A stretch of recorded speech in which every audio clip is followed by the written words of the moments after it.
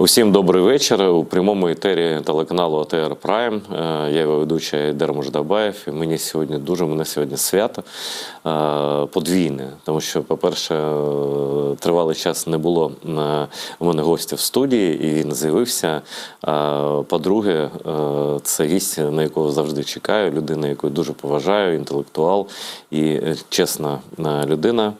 Це колишній міністр соціальної політики України пан Андрій Рева, а зараз він громадсько-політичний діяч, який допомагає армії, який, ви, напевно, знаєте, що це за людина, і зараз буде з ним дуже змістовна розмова. Добрий вечір, пане Андрію. Добрий вечір. Дякую, що просто фізично до нас дісталися. Я обов'язково б це зробив, бо навіть якби, скажімо, мені б чинили перешкоди. Тому що до вас завжди для мене це велика честь бути на вашому телеканалі і взагалі допомагати, чим я можу, нашим кримським татарам.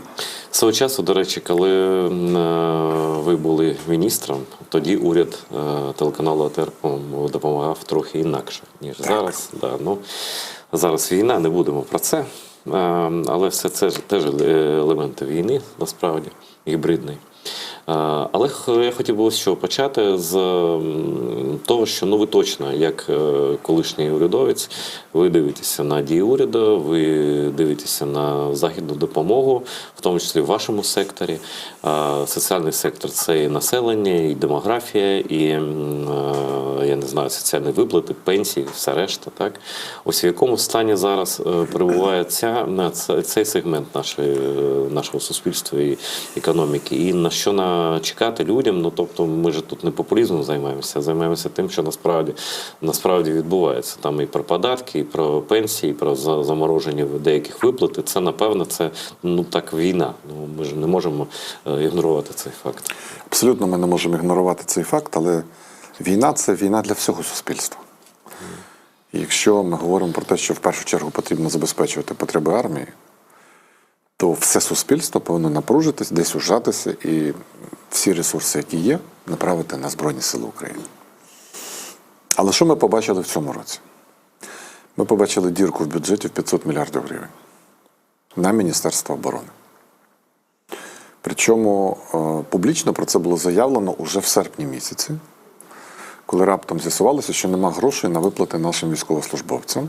І, мовляв, до кінця року немає коштів, щоб платити грошове забезпечення армії.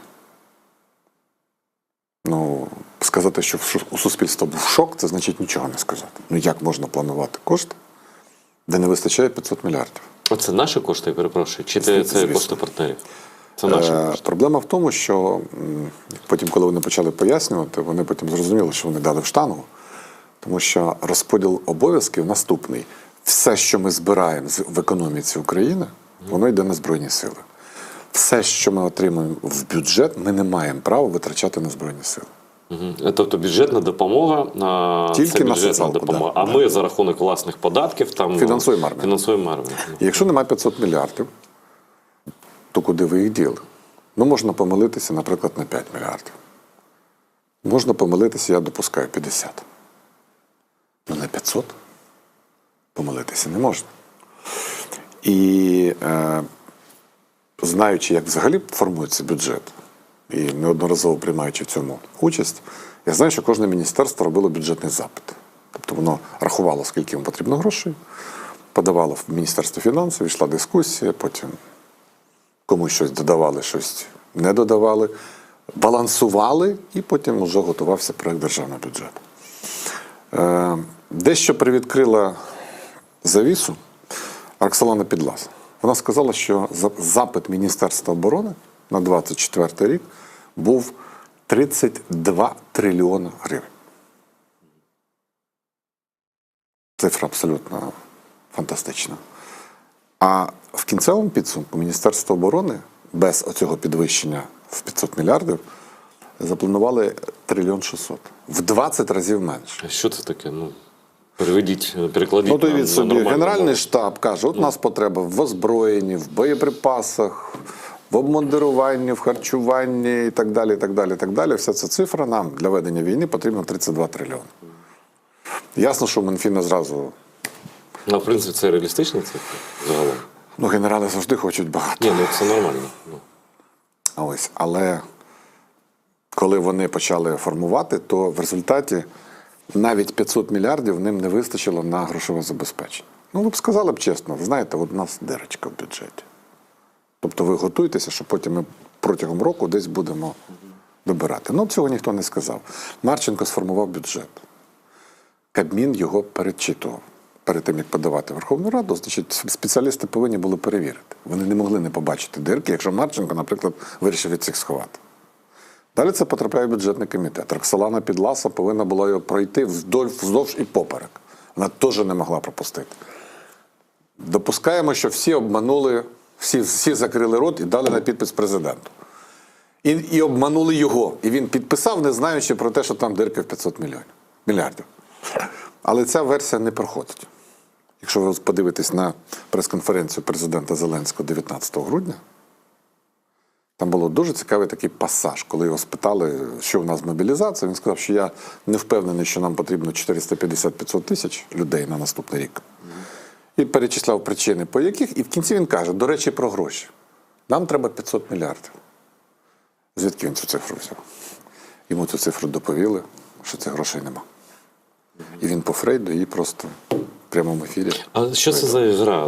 Вона зараз виборів немає, нічого немає. Це, назвати це популізмом якась дурниця.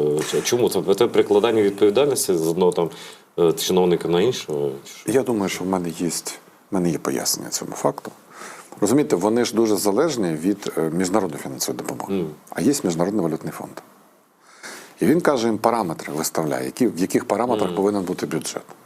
І вони фактично вирішили, от ми там потім щось придумаємо, а поки от ми даємо, вас влаштовується? Да, прекрасно. А то, що там немає 500 мільярдів, потім розберемося по ходу. Потім, коли в серпні місяці це вилізло, уже стало в публічному просторі, перше пояснення. Нам американці не давали 6 місяців допомоги, ми вимушені були гроші направити, значить, на щось інше. Тобто форс-мажор. Ну це ж брехня, тому що навіть американці дали, ви все одно б їх на армію не направили. Ви не мали би права це зробити. Вони відіграли назад. Зрозуміло, що вони не так відповіли. Випустили Шмигаля. Той включив Окуня. В нього це, виходить, завжди чудово. І сказав, що, взагалі-то ми не збирались воювати в другій половині року. Каже, як? Хто вам сказав? А він каже, МВФ. Після цього всі. Знаєте, це як у нас завжди, хто в усьому винен? Невістка. МВФ. Добре. Анекдот же не в цьому. Після цього вони підвищили податки під шумок, треба ж армію рятувати. І на наступний рік, Айдар, ви будете сміятися, вони не запланували на 250 мільярдів менше, ніж в цьому році на армію. Менше? Менше. Такого не може бути. Я теж з вами згоден, але воно є. Такого не може бути не через бажання чи не бажання, а через те, що ми бачимо підготовку Росії до нової хвилі мобілізації. На 25% вони збільшили військові видатки з 10 до 13 трильйонів рублів або до 142 мільярдів доларів. А у нас бюджет Міністерства оборони скорочується на 250 мільярдів. Потім скажуть, пан Умєров, ти винен в тому, що в армії нема цього, в армії нема цього, і в армії нема того. Дивіться, а що робити?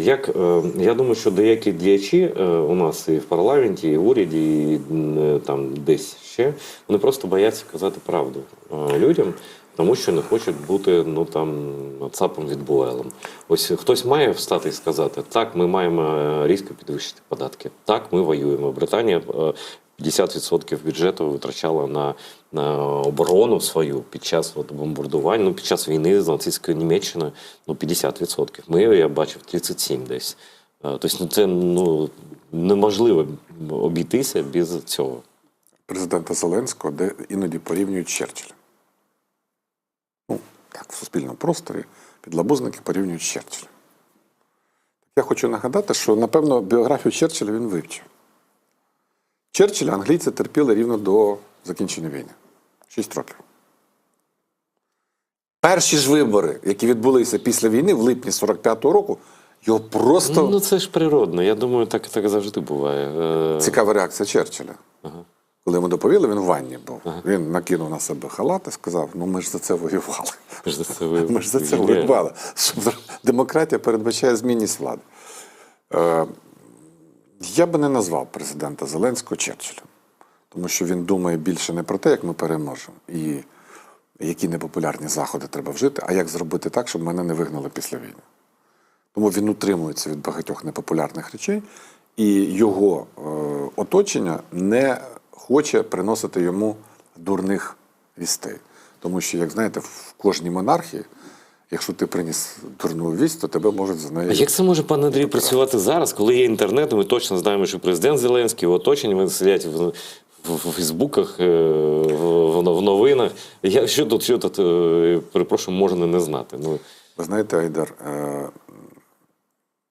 я теж так думав, ну як от в епоху інтернету, в епоху соціальних мереж, кожна людина, яка хоче розібратися, вона може розібратися. Але ж подивіться, вони ж чіпко тримаються за єдиний марафон. А чого? Тому що, виявляється, людей просунутих значно менше в суспільстві, ніж тих, хто привик, включив телевізор і там тобі щось розказав. Виявляється, це великий пласт людей, великий масив людей, які живуть у цьому інформаційному просторі, штучному, який влада створює. незаспокійливо? Абсолютно так. І от вони, знаєте, такий фундамент суспільства. Знаєте, я вам так скажу, вже краще, ніж Арестович. Я перепрошую. З таких важких заспокоюючих треба було з'їхати якось. За 2-3 тижні в нас все повинно було закінчитися. Ну, я думаю, що він не брехав. Він же думав, що нас захоплять. Він же там ходив за фіранкою, стояв, каже, у нас в офісі президента кругом валялись гранатомети. Він же розповідав. І я, значить, шукав, де взяти гранатомет, і чекав, думав, що ж краще підбити, тигр чи танк. Тигр – це машина, броньова. Тому що, якщо я це зроблю, каже Арестович, я потраплю в Вальхалу. От такі в нього думки були потужні, розумієте? Ну, потім президент Зеленський доповнив цю картину, сказав, що Малюк з Татаровим чеченців стріляли на вулицях Києва. Полюванням займалися в цей час. Сафарі влаштували. Ну, я думаю, що ці фантастичні історії і взагалі героїчні історії будуть видані колись коміксом. І ми тоді узнаємо справжніх героїв, хто відстояв Київ, відстояв Україну в ті страшні дні 22-го року.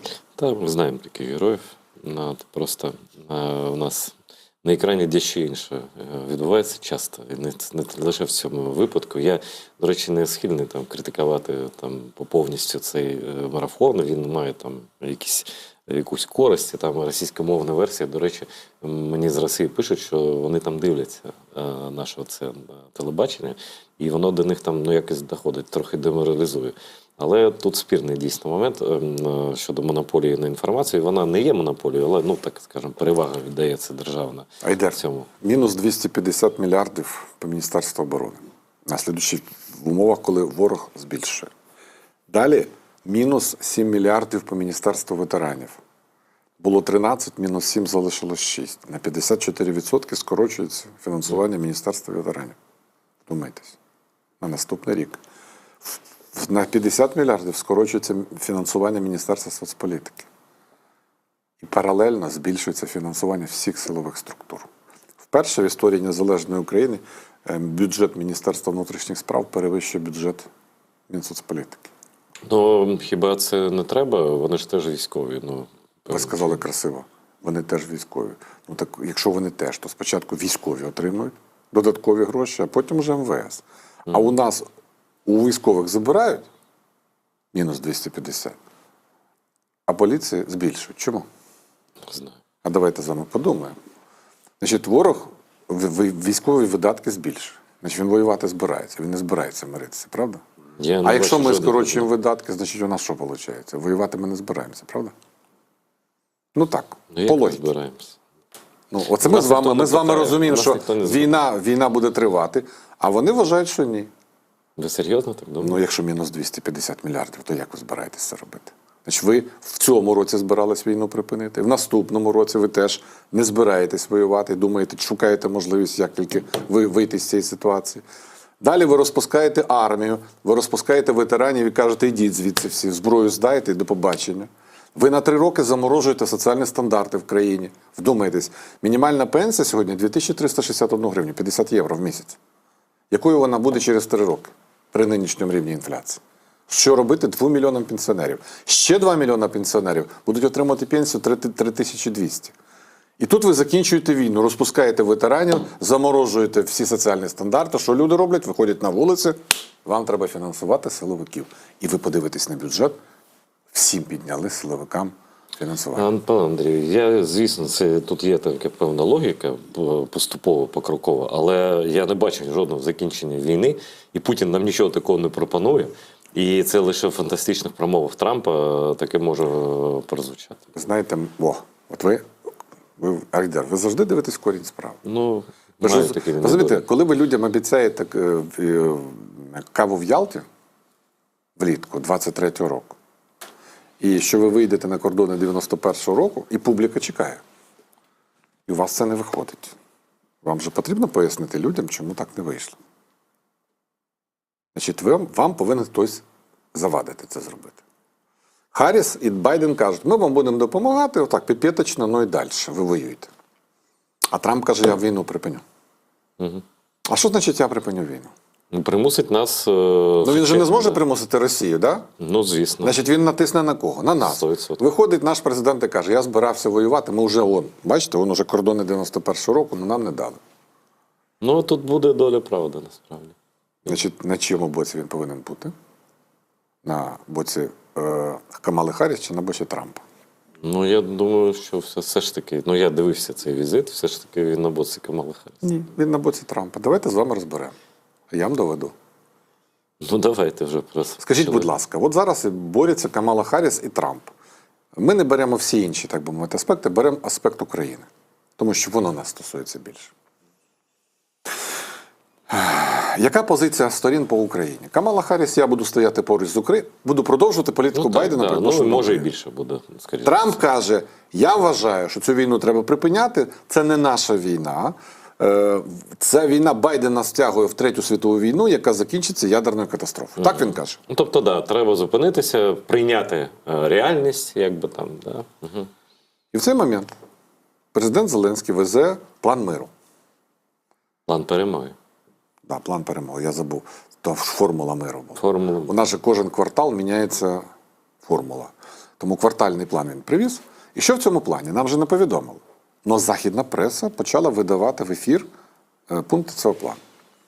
І там є перший пункт – дозволити, значить, українській армії використовувати дальнобійну американську зброю по об'єктах в Росії. Угу. Ви Трамп, вибачте, ви Байден. Вам привозять план, кажуть, шановний президент Байден, от нам терміново потрібно стріляти ракетами вглиб Росії. Ваші дії. Ну, зараз я на його місці б нічого не робив. Ну, А тому я що- вже заявив, що якщо ви відхилите цей план, це буде жахливо. Ні, я думаю, що до 5 листопада Ну я нічого привіз не буде. зараз, я не чекаю 5 Та, листопада. можна почекати до 5. Ну почекайте, я привіз зараз. Зеленський В них не іде буде, виборча що- в них йде виборча кампанія. Ну, Я міг би почекати до 5 листопада, але я це зробив зараз, у вересні. Він вже їхав на сесію ООН, він все одно буде. Чудово. І я сказав, що я привезу цей план для того, щоб Байден його подивився і схвалив, Камала Харріс і Трамп. Угу. І от я привіз цей план. І Байден повинен мені негайно дати відповідь. Дай мені стріляти вглиб Він Росії. не дасть зараз, це очевидно. Оце ми з вами розуміємо. І Зеленський це розуміє. Він поставив Байдена в ситуацію цукцванга. Що б ти не відповів, це буде працювати на Трампа. Тому що Трамп скаже, дивіться, от бачите, я вам казав. Це спірне питання, бо Трамп каже, зараз ескалація, буде війна ядерна. Друга Тобто позиція, лякає теж. друга позиція, дуже важлива. Байден негайно нас повинен запросити в НАТО. Що каже Трамп? Та наше нам це НАТО потрібно. Нам взагалі воно не потрібно. А чого ми повинні Україну брати в НАТО, якщо це нас прямо введе до конфронтації з Росією ядерної війни? І Путін тут же підписує зміни до ядерної доктрини. Ні, вони з Трампом, Путін просто 4 роки. як парочка, на роялі грають. Да. А що робить наш президент? Він не підігрує Трампу? Реально. Своїм планом. А далі відбулося те, що у нас в Україні кажуть, пішли по шерсть, повернулись по стрижені. Що відбулося? Там же ж, вибачте, теж ж команди працюють серйозні. Це ж не просто так. Ми ж не самі там розумні. Що роблять демократи? Прекрасно. Є у нас, приїде президент Зеленський. Ми ж його теж повинні якось використати в своїх цілях, правда? В виборчій кампанії. У нас є Оксана Маркарова, яка цим займеться. Ви про фабрику? А я вам хочу нагадати, що Оксана Маркарова була кандидатом на посаду прем'єр-міністра. Ой, хто лише не був. Ні. От ви не скажіть. Чому Шмигаля З травня місяця йшли розмови, що його звільнять. Чому його президент Зеленський залишив на посаді? Тому що якщо він його звільнить, він одразу отримає рекомендацію, кого призначати. І тому він вирішив краще половину Кабміну змінити, але Шмигаля залишити, щоб не відповідати нашим союзникам, що, ну, знаєте, у нас прем'єр є, нові кандидатури нам не потрібні. Ну, Оксана ж не могла змиритися з цим ділом. Що думаєте, що це вона ініціатива така? А дуже красиво Держдепартамент сказав. Це не була наша ініціатива, це була ініціатива Києва. Відвідати завод. Ну, це теж, знаєте, спірне питання. 4 місяці тому або 3 він був в Юті, в республіканському штаті, на такій самій фабриці. Все правильно, але це було 4 місяці назад, коли Байден не був страшний для Трампа, і вони могли крізь пальці на це дивитися. Сьогодні еншпіль. Сьогодні все вирішується ноздря в ноздрю. Сьогодні будь-які дії. А що таке Пенсильванія? 800 тисяч поляків. Це фактично головний, може стати головним штатом. 800 тисяч поляків. 125 тисяч російськомовних і 80 тисяч українців. Більше мільйона виборців із 17 мільйонів. І от приїжджає Зеленський в супроводі Бена Шапіра, висхідної зірки Демократичної партії, сенатора, демократа і парламентарія, члена Конгресу. І от він дякує просто робітникам. Літить на літаку військово-повітряних сил США. Якщо Камала перемагає, то це все в лузу. Ні, а що? Ну, так от якщо Камала перемагає, да. а республіканці будуть мати більшість хоч в одній палаті, ми будемо мати ситуацію, яку мав Байден. Можливо. І вони нам це згадають. Ми, до речі, про вибори до Конгресу не І зверніть увагу, що сказав Майк Джонсон. Він не почав там, він каже, звільніть Маркарова, це її робота. Ну, це некоректно так казати. Одно прийдеться звільняти. Ну, добре, але не може президент звільняти посла. Він міг сказати, ви знаєте, ми проведемо розслідування. Я вибачаюсь. Да. Ну. Якщо ви вважаєте, що ми втрутились в вибори, я вибачаюсь перед вами всіма. Ми проведемо розслідування, відкладіть на місяць і потім прийміть рішення. Переможе Трамп, звільнити і в той же день. Угу. Програє Трамп, скажуть, ну ви знаєте, ми не знайшли підстав для звільнення. Но заявляти Майку Джонсону, що йди звідси, тебе тут не стояло, це, напевно, не краще. Ну, з ними так справу взагалі-то важко мати, з цими республіканцями сучасними. А тепер що зробили республіканці? Значить, після того, як стався цей Трамп же ж працює по скандалах, правда? Він у нас спеціаліст великий. Ну, да. І тут же заявив, що президент Зеленський, значить, там гадості про нього розповідає, що він собі дозволяє не те, що треба. Виступив, до речі, Тед Круз, досить такий впливовий республіканець, сенатор від Техасу, взагалі дуже нехорошими словами обізвав нашого президента. І після цього пишуть лист Трампу. Ми більше не будемо, зустрінься з нами. Він тут же оприлюднив. І зустрічається з Зеленським. А чому він так робить? Та йому теж це треба.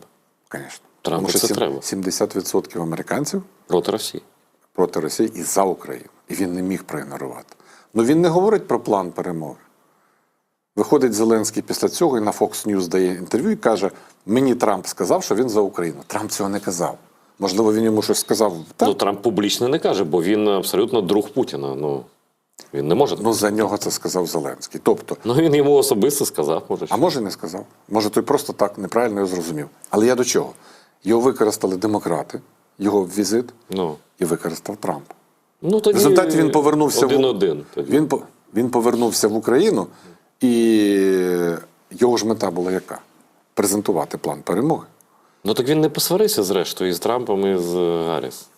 Це буде залежати від результатів виборів, а оскільки вони не зрозумілі нам, з кимось він точно посварився. А з ким ми ще поки не знаємо. Ой, ви знаєте, Трамп – це така постать історична. Жириновський і Павло Іванович Лазаренко в одному флаконі. От, схоже на те. Я відверто скажу, що я не хочу перемоги Трампа, м'яко кажучи, бо це ніяка непередбаченість, це абсолютно все передбачено, буде шантаж. До речі, перемога Камали теж ви правильно зауважили, що там Конгреси вибори, це ж, і вони ж не здадуться, вони будуть помститися їй через неї нам. Да? Ну, тобто, ця історія, вона буде продовжуватися в такому режимі, і, напевно, Європа думає теж про план Б, як збільшувати нам допомогу. Ми бачимо Данію, бачимо Нідерланди, бачимо Швецію, Фінляндію, вони більше допомагають. І от це трохи з Америки пропоную переміститися, а почати я хочу з такої соціальної теми, цю частину програми. Ми тут розмовляємо про відновлення, про майбутнє, про те, що може бути після або війни, або протягом війни, з якимись там перспективами на майбутнє. Ось пише Громадське, воно когось там цитує, я не дуже насправді поважаю конкретно сам медіа, але вони когось цитують. До 2051 року населення України може скоротитися до 25,2 мільйона людей. У липні 2024 року населення країни оцінювало в 35,8 мільйонів людей. У мене тут до журналістів і до прогнозистів запитання, а вони врахували поразку України чи перемогу України? А вони врахували повернення біженців? Чи те, що вони там залишаються? Я взагалі не знаю, як ви, як фахівець, ставитеся до такого типу прогнозів. І це прогноз поразки, я так розумію. 25 мільйонів. І це вже ми в Росії вже? Чи ще Україна така на 25 мільйонів в 51 році? Як це робиться? Що взагалі відбувається з демографією в нас? І, до речі, про повернення опитування нещодавно було 5%. Попри все, хочуть повернутися з тих, хто поїхав. Так в реальності і перспективи насправді як виглядають, на вашу думку? Айдар, я думаю, що ці всі прогнози, які робляться, потрібно, знаєте, якщо зв'язки зажигають, значить це кому-небудь нужно. Здається, Сент-Екзюпері, а потім ще й Маяковський це питав. Ви занадто освічений просто. Ні, просто свого часу ми всі разом літературу вчили не так, як сьогодні вчили. Не всі пам'ятають просто. Да, не онлайн, да, нормально. Так я хочу сказати, розумієте, от коли ці прогнози йдуть, чого в нашій країні жахлива корупція? Я вам точно скажу, тому що в нас найбільше в світі антикорупціонерів. Хотів це сказати, але посоромився. Це правда. Тому що гранти антикорупціонерам дають тільки тоді, коли є проблема. А якщо проблеми нема, навіщо їх фінансувати? Я вам скажу, що я же пам'ятаю, коли я в уряді працював, я говорив з міністром закордонних справ Литви. Він мені розповідав про велику корупцію в Україні. Я його спитав, скажіть, він каже, ви знаєте, ми багато що знаємо. А з вами ми розмовляємо тому, що ми знаємо, що ви до цієї публіки не маєте відношення. Тобто ви чесна людина? Тому він мені каже, що так. Ми з вами чесно, відверто розмовляємо, тому що ми знаємо вас, ми вивчали вас, і тому ми вам довіряємо. І я йому тоді це сказав. Ви знаєте, у мене іноді складається враження, тому що я теж кажу, з різними людьми спілкуюся, я не думаю, що так все, отак, як вони описують, прямо ти там крок ступив, і ти там повинен хабар дати чи щось там інше. Кажу, мені здається, що наші хлопці і дівчата, які отримують за це певні гранти, вони свою значність якби підвищують. Так от, коли ми сьогодні повернемося до проблеми демографії, ключовим в цьому є затверджена державна програма. Тобто буде державне фінансування для того, щоб реалізувати, щоб цей похмурий сценарій не вдався, не справдився. Тому подивіться, хто розробляв цю програму, хто за цим стоїть. Тобто зібралися хлопці-дівчата, які кажуть, це все буде жах. Це не прості хлопці-дівчата, це серйозні люди. Я не буду називати фамілії, тому що кажуть, ах, які люди, я їх знаю, і ви їх всіх знаєте. І тому це серйозні, поважні люди, і зараз їм затвердили цю програму з державним фінансуванням. Тому там проблема не в тому, виграємо чи програємо. Прогноз через 10 років. 25. 25. Ну, а далі либо Ішак умре. Ішак падішах, да. Взагалі, дійсно казкова історія, тому що коли читаю такі новини, я просто став журналістом тоді, коли ще реальність була присутня. Айдар, ви ж знаєте, як це робиться. В житті. Да. Спочатку загострили проблему, показали, що все погано, швах і так далі. Ну, цей вопрос можна рішити. І фінансування. Кіно просто. І німці.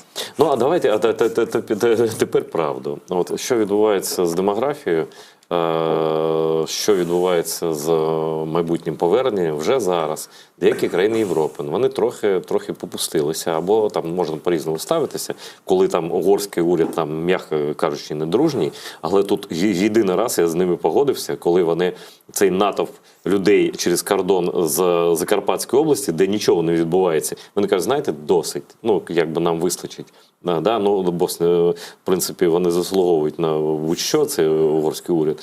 Норвезький уряд викреслив з списку автоматичного надання притулку, значить, де західні області України. Там вже потрібно буде доводити, чому ти став біженцем. Німеччина вже думає, а як так? 750 тисяч біженців, з них 400, з них 500 не працюють на третій рік. А далі Литва, Естонія, інші країни дивляться на наших біженців, які вже деякі не влізають у свій одяг, в якому вони приїхали. Вони на шикарних автівках там їздять. І там людей це дратує, місцеве населення дратує. І уряди теж на це реагують. Вони кажуть, ну, напевно, треба якось все це упорядкувати, щоб розібратися, хто реальний біженець, хто нереальний. І ось повернутися, не повернутися. Треба нам, щоб такі поверталися, хто не працює по 3 роки, або не треба. От ви картину бачите? От зараз і що може бути там за 3-4 роки? Ви знаєте, Айдар, я вам скажу, як так сталося. Я, коли звільнився з армії, це був 1989 рік. Пішов працювати в школу, і у нас була така туристична поїздка Гомель, Брест, Вільнюс, Калінінград. І я приїхав в Вільнюс в 89-му році, десь це був жовтень-листопад. І так склалося, що на початку 2019 року, я був ще міністром, ми поїхали в Литву, там у нас були перемовини, ми підписували угоду з литовцями з приводу трудової міграції. І я дуже хвилювався, от я через 30 років побачив от Литву, яка в Європейському Союзі і так далі, і так далі. Айдар, я був шокований тим, що я побачив. Хорошому чи поганому? Поганому. А в чому? Знаєте, я от все-таки в Польщі, я в багатьох країнах Європейського Союзу був, бачив. Як в Чехії, як в Польщі. Польща взагалі рванула так, що це, я пам'ятаю, якою вона була 30 років назад, якою вона сьогодні. Ми часто в Польщу їздили, у нас обмін був там з Кілецьким, зараз Святокширським воєводством, там місто Кільце, ми постійно там з ними, як то кажуть, працювали. Ми бачили, як це все відбувалося. Там Європейський Союз дуже великою допомогою їм. Так. Ну так Литва ж, в принципі, вступила тоді ж, коли... Ну, Литва зараз в нормальному стані. Я там буваю, я вам скажу, що в них економіка прям помітна, як Литва змінилася буквально останні там 10 років. Я в 19-му році, коли приїхав, я був шокований. По-перше, ви їдете по Києву, там в нас суцільне будівництво йде, да? Там будують нові будинки, там квартали і так далі. В Вільнюсі цього не було. Будують? Можливо, зараз. Зараз нормально. А я кажу, 19-й рік це був... Третина населення виїхала із Литви. Без війни. Ну, з Польщі теж виїжджають. І з Угорщини виїжджають, і з Чехії їдуть, в Британію, в Ірландію, в Німеччину. Знаєте, Польща свій баланс відновила за рахунок українців. Чехи поправили свій баланс за рахунок українців. І по великому рахунку з Польщі виїжджали ті, які, ну, скажімо так, хто хотів, ну, дуже добре жити. Ну, молодь переважно. Молодь переважно. Там все-таки міграція в межах ЄС велика. Свого часу, якщо ви пам'ятаєте, дуже багато людей виїхали з Ірландії в Сполучені Штати Америки. Там теж... Тоді ви згадуєте, ще Італія, Україна виїжджала в Канаду через Я хочу голод, сказати, там. що взагалі в історії США було 2 президента ірландця. Католика. Буш? Це Джон Кеннеді і Джозеф Байден. Байден католик? Так, мало того. Значить, коли Байдена спитали, як ви ставитесь до Британії, він відповів дуже цікаво. Каже, я ірландець. Ну, в них такі стосунки. Це в нього такий гумор. Звісно, це не українці з росіянами, але там... Але свої там, свої теж є, суперечки. Да, і він каже, я ірландець. Так от, країни багато втрачають в демографії. Тому що в їхній історії бувають періоди, які, ну, ти втрачаєш людей. Ну, візьміть Радянський Союз, щоб в Другу світову війну народжуваність була велика. Війна взагалі не 43-й, 44-й, 45-й рік, це там взагалі падіння було колосальне, які втрати людського ресурсу. Але поступово після того, як війна закінчилась, подалі був бебі-бум. Ну, так завжди ж було. І так далі. Тобто є період спаду, є період навпаки підйому. І ті, хто пишуть похмурі прогнози, вони, напевно, Ви знаєте, зараз падає народжуваність, а давайте подивимося, куди вона дойде до 2050 року. О, в 25 мільйонів. Тобто не беруть темпи зараз І просто лінійкою малюють. І лякають всіх підряд. Насправді, як тільки війна закінчиться, і вона закінчиться нашою перемогою, я думаю, що це буде піднесення у людей велике. То тут стільки буде і інвестицій, Звичайно. і людей, і іноземців. Це зовсім зміниться клімат, інше відношення людей до життя, до продовження життя, народжуваність буде інша.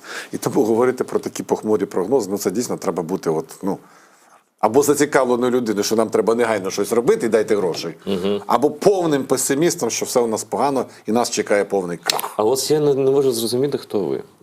З одного боку, ви негативно на багато речей реагуєте, ось поточних. Так. З іншого боку, стратегічно ви оптиміст. Щось немає тут якогось дисонансу? На що ви розраховуєте? Сьогодні, до речі, 34 роки першому Майдану. Так. От Паша Розенко, з яким ми працювали в уряді, він був віце-прем'єром, він тоді був студентом в 90-му році. Брав Вони участь вийшли, да. Комуністична влада, монументальна. Ну, хто міг подумати, що цей Радянський Союз розвалиться? Якісь там студенти вийшли, може, там палатки поставили, масол, прем'єр-міністр там, і так далі. І не стало масола, і не стало Радянського Союзу. Далі був 2004 рік. Кучма. Вже ж все вертикаль, все нормально. Рішення Конституційного суду про третій термін. Я разом з вами хочу подивитися на Україну без Кучми. З Медведчуком вони придумали ідею. Янукович торпеда збиває Ющенка. Ми скасовуємо вибори. Іде наш папа на вибори і стає в третій раз, тому що ж треба рятувати. Щось пішло не так. І щось пішло не так. Ну, Янукович, і пеньки, слухайте, і значить, і все. І надо ж тобі. Прийшлось тікати, тому що в офіцера стріляли. І я винужден був біжати. Далі Київ за 3 дня. Все там.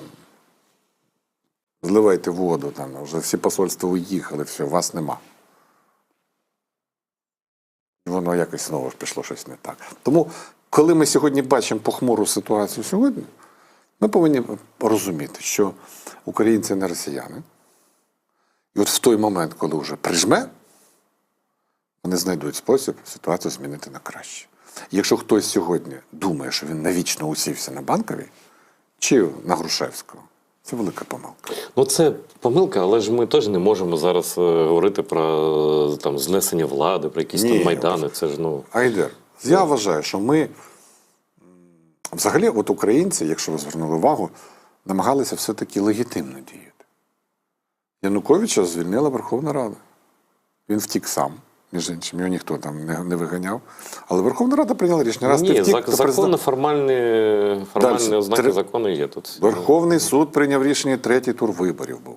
Тобто завжди знаходили рішення, яке б вписувалося в рамки закону. І я вважаю, що це велика заслуга українців. Що Єльцин просто тупо розстріляв парламент. Слухайте, Порошенко сам пішов спокійно. Нічого. І воля народу, ось, будь ласка, Зеленський. Люди не люблять, коли хтось діє незаконно. Це комусь здається, що от я взяв там і так. Ні. Люди це сприймають погано. Я думаю, що у нас є багато конституційних методів, механізмів для зміни влади. І вони обов'язково будуть задіяні. Ну, ми ж зараз про це, якби зарано. В принципі, навіть думати. Я вважаю божевіллям, коли зараз проводять опитування, а хто може бути наступним президентом або нас. Слухайте, ми ще не вижили, я перепрошую, так? І божевілля взагалі... Включіть тоді Путін в опитування. Тому що це теж можливий варіант, якщо ми не виживемо, правда? Ну, якщо так. Тоді включайте Путіна. Якщо він переможе, значить він стає царем всія Русі, да? І нас просто немає. Це просто ми час. Люди марнують свій час, відволікають суспільство. Це дратує читачів, глядачів. І мене особисто дратує. Це, напевно, дратує і армію. І просто треба заморозити всі ці публічні якісь там заяви щодо майбутніх виборів, просто як, я не знаю, як підрив обороноздатності країни. Дивіться, наші всі політичні парламентські сили підписали меморандум ще в 22-му році, що виборів до кінця війни не повинно. І все, і закінчили на цьому. Зараз же, ви бачите, які рухи пішли. Уже ЦВК там перевіряє дільниці, Вже почали перевіряти списки виборців, розгорнуті штаби. Хто ж тебе розгортає? А? Тимошенко хто розгортає? Ні, ну Тимошенко зараз... А де вона, до речі? Юлія Володимирівна там, як це? Впереді на лихому коні. Да? В Верховній Раді навіть виступала недавно. Серйозно? Да. О. Дуже активно критикувала закони, там, які були З підвищенням податків, напевно. податки, само собою, а там щось по аграрній політиці було пов'язано, що вони там повинні... Розумієте, в нас же немає абсолютно обліку земель, хто що вирощує, в якому обсязі. І в результаті у нас сільськогосподарська продукція, яка є потужною статтею експорту, вона практично не приносить доходів України. От президент в минулому році посварився з поляками на трибуні ООН. І сказав, що вони там заблокували нам кордон. Там, Вони там теж поводилися. Але проблема в деякі. іншому. Якщо вони заблокували, це дуже погано. Чому 12 мільярдів доларів не повернулося валютної виручки в Україну уже проданого зерна? Це ж не поляки нам її там заблокували по передачу А назад. до чого тут Тимошенко? А? До чого тут Тимошенко? Ну, бачите, вона все-таки, в неї базовий електорат – це село. І вони ж знають теж розкладку. Юлію Володимирівну пам'ятають як борчиню за права людей. І от зараз вона намагається на цих питаннях аграрної політики знайти. Мені вона здається борчиною за газові гроші. Це в минулому. Свого часу. А, в минулому Це в вже минулому. немає цього. Вже Да? все. Взагалі політичний горизонт змінився. Багато політиків зникло кудись. Такі впливові люди, які з перших шпальт не сходили, зараз їх немає. А в реальності залишається буквально там декілька політиків і буквально пара політичних сил, і трійка, не більше. Тобто, а коли на майбутнє вони всі знову з'являться, да? Вони з'являться, але вони вже не будуть мати. Знаєте, як Карл Ясперс колись сказав, от є осьовий час і є прикордонна ситуація. Як Висоцький спав, якщо друг оказався вдруг, і не друг, і не враг, що треба зробити? Треба його випробувати. Парня в гори тяді різкні і так далі.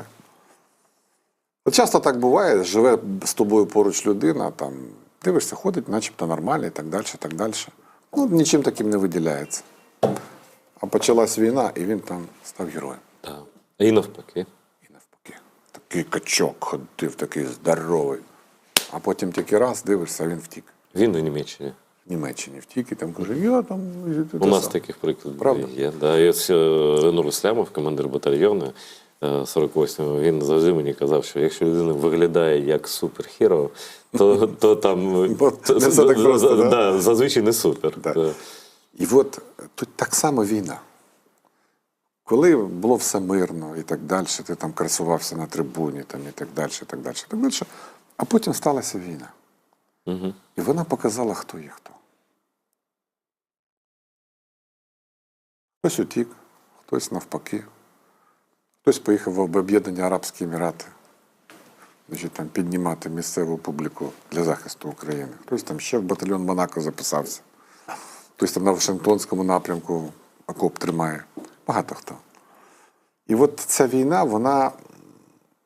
Люди ж не забудуть, хто як себе поводив. Як би там не було. Якщо, наприклад, політик був і зник. Де а потім він з'явився, каже, ой, я тут затримався, значить, тепер я знову з вами. Значить, він себе поховав. І от ті політичні розклади, які ми бачили до війни, вони абсолютно змінюються. А які будуть? Так, припустіть.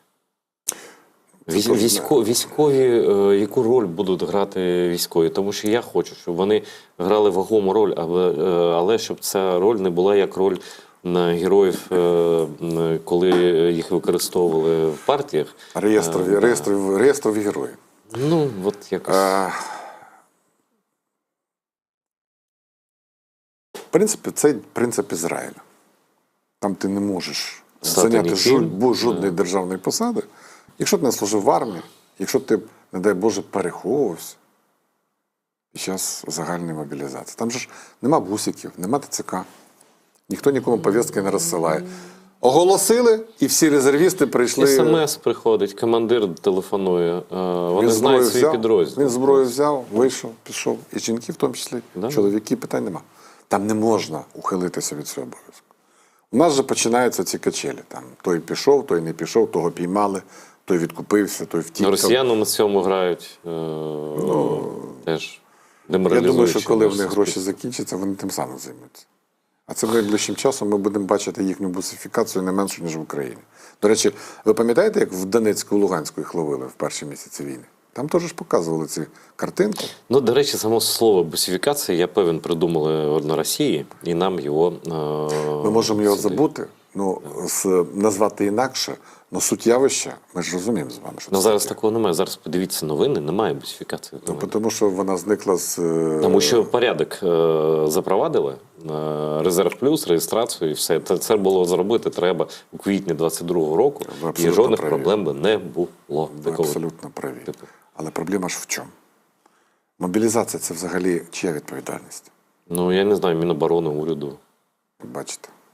Ну. А насправді ні. А чи? Є закон про мобілізаційну підготовку, мобілізацію. Є Конституція України. У президента є дві функції. Національна безпека і оборона і внутрішня, і зовнішня політика.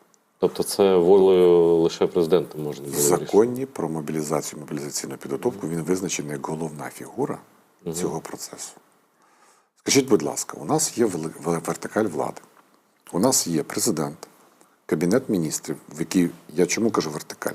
Тому що в умовах воєнного стану, в питаннях оборони країни, Кабмін підпорядкований президенту. У нас є Рада національної безпеки і оборони. У нас, Айдар, уже не голови обласних адміністрацій, Військове. обласних воєнних адміністрацій. МВС, яка в мирний час не підпорядкована напряму, тепер вона підпорядкована в питаннях в оборони країни. І так далі.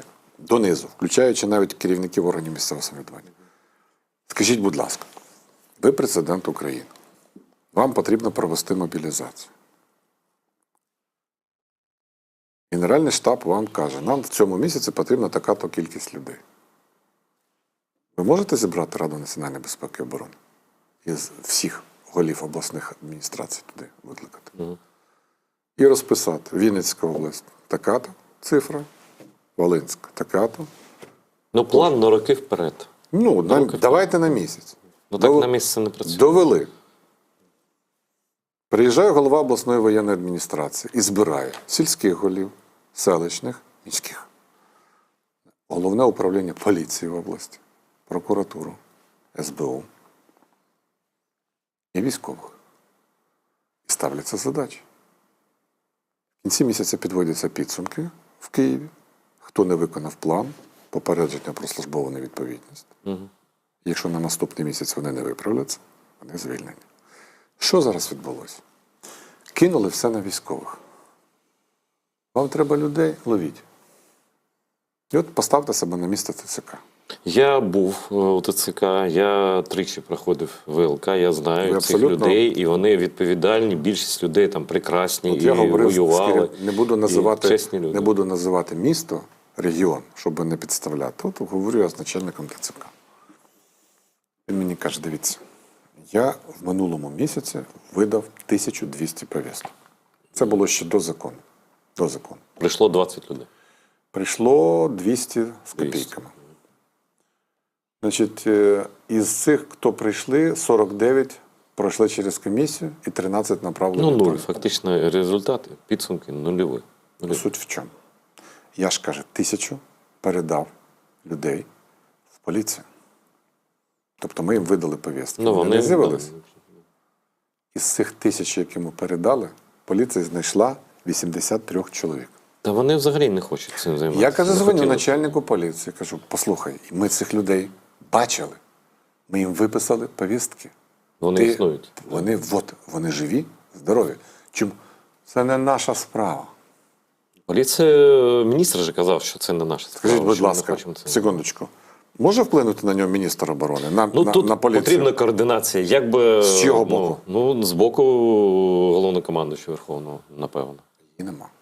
Ну, зараз, мабуть, є. Я просто про те, що от цей провал, коли ми говорили про те, що американці не дають нам гроші на зброю. І у той же час, правда, в Україні відбувався паралельний процес саботажу цієї системи, яка ось з травня, з червня почала працювати і нормально працює більш-менш. Але пауза півроку у війні серйозно з Росією, це, ну так скажемо, недалекоглядно. А можна ще питання задати, Айдар? Дивіться, а як ставитись до тих людей, які втекли з України? Не ті, які виїхали законно там і так Вони далі. різні люди, хто втекли. Я погано ставлюся до тих, хто порушує закон. Все, крапка. Ну от вони, секундочку, це не просто порушення. Громадянин – це людина, яка має права. І Конституційні. обов'язки. Ну, Якщо він відмовляється в умовах війни виконувати воєнний обов'язок, він як? Хто він такий? злочинець, на вашу думку. Це не просто злочинець. Це людина, яка поставила себе поза межами Ну, тобто громадянства. державна, ну, щось дорівнює державній зраді. Це абсолютно так. Ну. Ну давайте так. Держава ж це не просто обслуговуюча організація. Ну так, да. Ну, я Іноді розумію вона вашу вимагає, думку, хлопці, розумію. захистіть мене, бо ми загинемо. А він каже, я не буду. Мені це не подобається. От ви воюєте, як оці покидьки з-за океану нам розказують, сидячи, каже, я тато, я повинен свого сина виховувати, я не раб ваш, щоб за вас воювати. Він має право носити паспорт після цього Ні. всього? Треба позбавляти паспортів усіх, хто відверто і щиро Я з вами абсолютно і з згоден. натхненням порушує закон. Я з вами абсолютно згоден. Особливо в воєнний час. 100%. Тут немає нічого, навіть зауважень жодних до цього. Я, знаєте, про що хочу сказати? От зараз, вочевидь, ми бачимо нову хвилю. Ну, там, я не знаю, насправді ми чекаємо якусь там мобілізацію Росії. Це зараз не потрібно. У нього грошей стільки, що він може винайняти собі ще найманців. Ну, реально, без жартів. Там ресурс великий. Це він не безмежний, але на наступний рік точно вистачить. Для наступне вистачить. Так, да. в нас і ресурсів менше, і людей менше, і так далі. Водночас, я б сам не став навіть про це думати, але іноземці кажуть, що це у вас за такий настрій, що ви ніколи, і це просто клятви такі, ми ніколи не будемо використовувати молодь з 18 до 25 років, призову не буде. Це, напевно, така перша війна в історії, тим більше це ж не якась там регіональна війна, це війна за існування держави. Так? Це така війна життя або смерть. Держава каже, ні, ми найсильніших, найздоровіших чоловіків, яким можна вже пити спиртне, голосувати. Ну, тобто держава визнає людину дорослою, сильною. Всі наші військові кажуть, що старі в армії, це не працює, це точно перемогти не можна. Водночас держава каже, ми зберігаємо генофонд. От це зберігаємо генофонд, це на жодну мову наших партнерів не перекладається. Я от це почув. Що ви про це думаєте? Все одно що доведеться. Цього не можна виключати. Ну, а як без цього? Але на даному етапі, Айдар, якщо ми з вами походимо навіть по Києву, я по Вінниці хожу, я вам скажу, величезна кількість людей за 25 років до 45, їх просто величезна кількість на вулицях міста. І, напевно, нам, перш ніж мобілізовувати 18-25-річних у цей період, потрібно навести порядок в питаннях відстрочок від служби в армії і мобілізації в цій категорії. Тому що, маючи 5 мільйонів призивного контингенту, вже зареєстровано. Так, це ресурс достатньо Ставити вагомий. питання, давайте ми 18-річних наберемо, коли ці живі, здорові і, в принципі, вже годні до військової служби.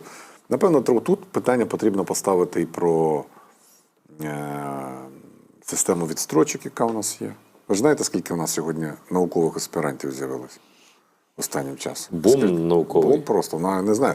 Ми, напевно, скоро Нобелівських лауреатів будемо мати. Багато інших речей. Тобто тут є де наводити порядок ще, по великому рахунку. Просто влада не хоче сваритися з цими людьми, тому що завтра вони будуть голосувати. Після війни. Які голосування? Це ми ж Айдар, це ми з вами розуміємо. А вони думають так. Вони не думають, що от треба все зробити, перемогти, а далі як що буде. політики хворі, чи що? Що з ними? Давайте Так, вони не будемо- що, жити не хочуть? Ми говоримо не про політиків, а про політика. Що ви все на дно Зеленського? Тому що у нас в країні, теж, тому що у так, нас є. в країні узурпована влада. У нас монархія. Абсолютно. І враховуючи... Секундочку. Айдар, давайте візьмемо останні зміни в уряді. Хто був ініціатором змін в уряді? Я це не занурююся, якщо чесно. Ну, Просто я давайте так. не можу вам Президент пропонувати, Зеленський так. вирішив поміняти уряд. Ну, яке він мав право міняти уряд? У нас зміна в уряді робиться парламентською більшістю за поданням прем'єр-міністра. Ну в чому проблема? Ну він зробив би і так це. Ну, Почекайте. більшість є. Ну. Ну, слухайте, більшість є, але є процедури конституційні. Що це за влада, я і 5-6 ефективних менеджерів? Це хто такі? Ну не прописано в Конституції, це правда. Так почекайте, ну зато в Конституції прописано, що президент нікому не може передавати свої функції і повноваження ні юридичним, ні фізичним особам. А він прямо заявляє, що я делегував повноваження Єрмаку. На якій підставі? Це прямо антиконституційна дія. Тому, коли ми говоримо про владу в Україні, вона антиконституційна за своєю природою. Я про це постійно говорю всім. Тому до тих пір, поки в нас буде абсолютна монархія, буде неконституційна модель влади, у нас будуть проблеми. Ви не боїтеся такі слова казати? Бо Я їх готовий можуть... це навіть відповісти в Ні, суді. дивіться, їх можуть взяти. Наприклад, я був один, до речі, колишній фракції «Слуга народу», потім він розсварився, не буду ім'я називати, і він давав інтерв'ю, що це був навесні, до речі, здається, 22-го року, і він казав, що Зеленський узурпував владу, і це він як Путін. А потім я бачу заголовки російських медіа, ось український політик сказав, що Путін і Зеленський одне те саме, Україна і Росія одне те саме, залиште їх удвох, нехай розбираються. Ні. Україна не Росія і Зеленський не Путін. У нас, це точно. у нас, знаєте, своя хвороба, і лікується вона абсолютно різними речами. Я думаю, що у нас вона буде абсолютно вилікувана конституційними методами, а в Росії навряд чи.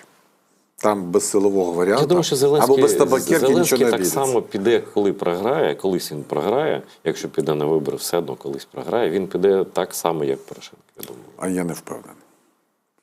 У нього настільки хворобливе уявлення про владу, що він буде зубами за неї триматися. От ви Ну, подивитесь. колись про Порошенка так само казали. Ні. І казали, він ніколи не відмовився від Неправда, влади, він неправда. запроваджує воєнний стан, щоб, пам'ятаєш? Айдер, Да. я Порошенка знаю з 97 року. Ну, ви особисто його знаєте просто. Це як виглядало. Я живу в окрузі, в який його вибрав народним депутатом в 98 році. Я в його окрузі живу. Я його знаю з 97 року. І я точно знаю, от в чим Порошенко відрізнявся від Зеленського, наприклад. Знаєте, при всіх плюсах і мінусах Петро Олексійович розумна людина і людина, яка знає, що таке законно.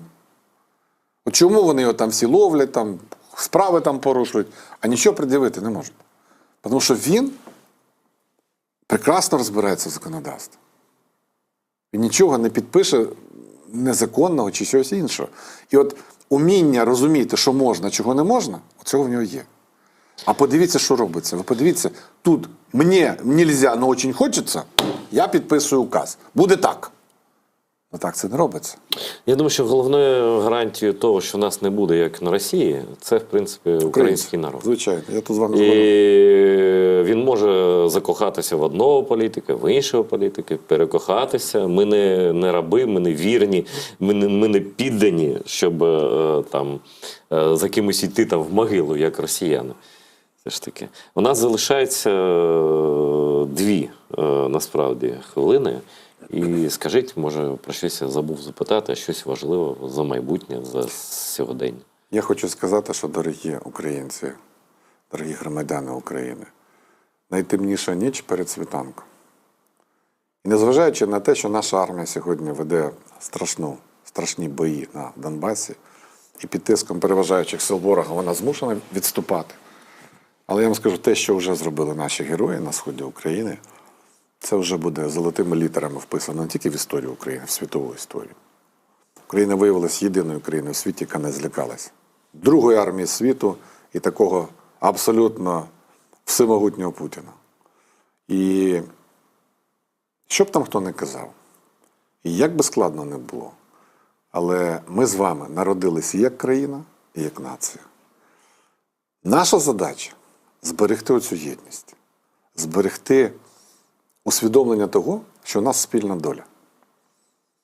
І ми завжди повинні пам'ятати про тих людей, які сьогодні віддавали своє життя, своє здоров'я для того, щоб ми мали можливість сьогодні з Айдаром в студії говорити разом з вами. Я пишаюсь тим, що я теж належу до нашої спільноти. І разом ми обов'язково подолаємо всі складнощі і перешкоди. У нас велике майбутнє. У мене в цьому немає жодного сумніву. Дякую, пане Андрій, за те, що прийшли, за вашу Спасибі вам. думку. Дякую глядачам за те, що нас дивитеся. Дивіться АТR далі.